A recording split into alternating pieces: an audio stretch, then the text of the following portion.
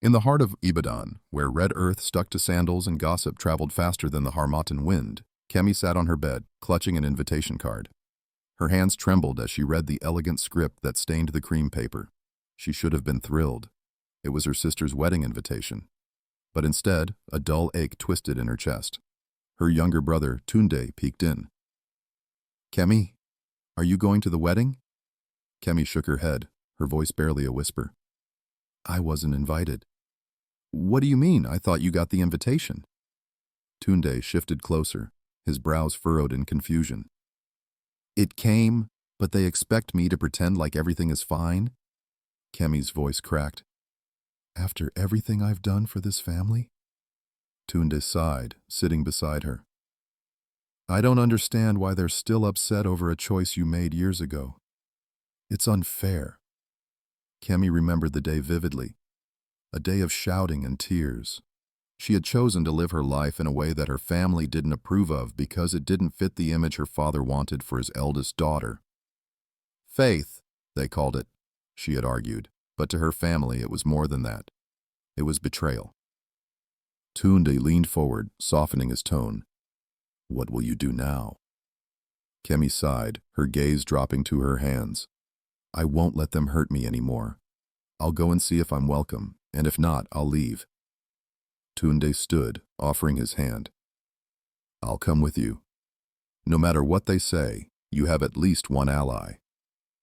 As they approached their family house, they saw people bustling around, setting up chairs and decorating. The air smelled of jollof rice and fried meat. Nostalgia mingled with nerves as Kemi's heart raced. Their mother spotted them from afar, her smile faltering as she scurried over.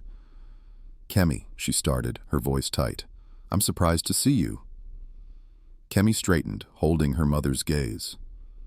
"Am I not welcome at my own sister's wedding?" Her mother hesitated, glancing back at the house.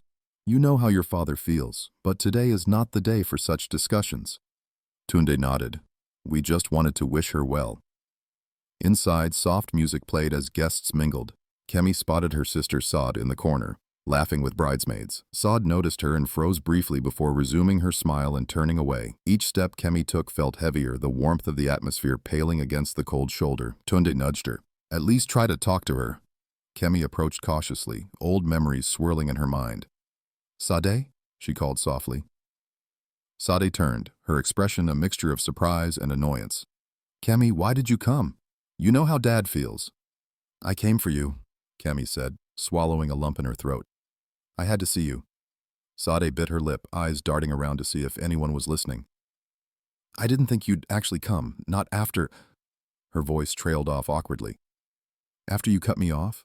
Kemi's voice was low but steady. "I won't make a scene, I promise."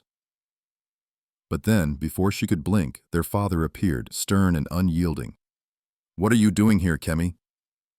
There was no welcome in his voice, only an old bitterness. Kemi met his gaze, the old arguments rising unbidden. "I didn't come to fight, Baba. I only wanted to support Sade." Her father shook his head, his voice firm. "Today is not about you. Your sister deserves to have a day without any complications." Kemi's heart sank deeper, each word piercing her resolve. "I didn't mean to cause trouble. I just wanted to see my family." "Go home, Kemi," her father said quietly but sternly. "This isn't your place anymore." Tunde stepped up, his jaw clenched. "But it is her family, Baba. Why can't you let it go?" Their father's eyes shifted, flickering for a moment. "It's time to move forward, not cling to what cannot be changed. What she brings, it's not—" Kemi interrupted softly, yet firmly. "Not what you hoped for? I understand." The air between them hung heavy, thick with unspoken words. Kemi stepped back, driving away the tears that threatened to spill. "All right, I'll leave." She turned away, her heart aching with each step. Tunde followed, his expression clouded with anger and sympathy. As they exited the compound, leaving the music and laughter behind, a voice called out, "Wait!" Sade stood at the gate, tears in her eyes. "Sade?" Kemi turned, confusion meeting surprise. "Can we talk?" Sade asked, voice small but breaking through the tension. Please, just us. They found a quiet spot away from the gathering, the sound of cheerful talk fading into a distant hum. Sade fidgeted with the hem of her dress, eyes downcast. Kemi watched her, a mix of anticipation and fear clutching her heart. Sade, why did you really ask me to come? Kemi's voice was a hushed plea for honesty. Sade sighed, finally meeting her sister's eyes. I didn't know if I'd have the chance to talk to you again, to say I'm sorry. Kemi blinked, taken aback. Sorry? For what? For not standing up for you when everything went down, Sade confessed, tears threatening to spill. I didn't support your choice, and I let Dad's opinion drive a wedge between us. Kemi shook her head, the emotional dam starting to crack. It's not all on you, Sade. I could have handled things differently too. I was just so firm on proving I was right, doing it my own way. I know, Sade sniffled, reaching for Kemi's hands. But today, it made me realize how far apart we've grown. It didn't feel right without you. Kemi squeezed Sade's hands, a bittersweet smile forming. I thought about getting back at everyone for excluding me, but I just couldn't hurt you. Sade nodded, wiping away her tears. I was afraid that you'd never forgive me, that maybe you'd hate your whole family. Kemi took a deep breath and nodded slowly. We can. Maybe start with me being there for your new beginning? Saad smiled, relief washing over her. I'd like that. As Saad returned to her wedding, Tunde stayed with Kemi. Are you okay? He asked, concern etched on his face. I think so, she uttered, her resolve shaky but present. Talking to her reminded me what I fought for. It was never just about being right.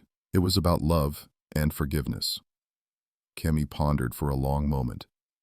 Maybe I should go, but not like this. I won't leave with bitterness. Tunde's face reflected pride as he dropped a supportive hand on her shoulder.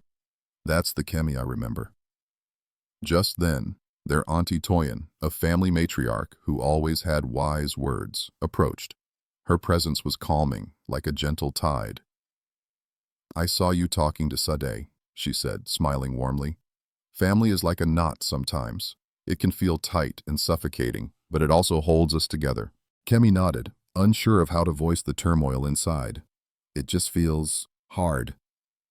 Auntie Toyin's eyes sparkled with a knowing glint. You know, Kemi, there's a story I've been reflecting on. The story of the prodigal son. You're familiar with it, yes? Kemi nodded, recalling the parable from her church days. The son, the father's forgiveness. There was truth she needed there. It's never too late to return home, even if it feels like you're the one who left or was cast out. Auntie Toyin continued softly. Sometimes it's just a matter of taking that first step back. Kemi's heart ached, a tear slipping out as she said, What if they never accept me back? It doesn't mean God won't. He's always waiting, arms open to those willing to come, Auntie Toyin reassured. It's a matter of the heart, not a door. With those words, something shifted within Kemi, a memory of scripture she'd held on to in her hardest trials. Come to me, all who are weary and burdened, and I will give you rest. She suddenly realized the vengeance she was holding on to was like a stone dragging her deeper into bitterness. I've fought forgiveness for so long, Kemi said, her voice breaking. Maybe it's time I stopped hiding in my own stubborn pride. Tunde nodded, watching this revelation unfold. It's all right to let go, Kemi, to forgive them, or at least allow the possibility. Returning to the wedding, Kemi sought out her father. Standing with a posture defined by the weight of experience, she added, Baba, I want you to know that I don't hold on to what happened anymore. Holding it only makes it harder. Her father looked at her, a mixture of surprise and contemplation, but it was Auntie Toyin's presence that made his expression soften. Then, with a ragged breath, he spoke words unfamiliar on his tongue regarding his children these days. Kemi, I was hurt. I felt like I lost you, but maybe I was too strict. I only wanted our family's protection. Kemi's heart softened as she nodded. I know, Baba, but sometimes faith means stepping out even when it looks lonely. Thank you so much for listening to this intriguing story. I hope it touched you or taught you something. For more stories like this, don't forget to like, share, and subscribe to the page. And guys, if you'd like to see a part 2, or you have thoughts on what happened, let me know in the comments below. I'd love to hear from you. See you in the next story.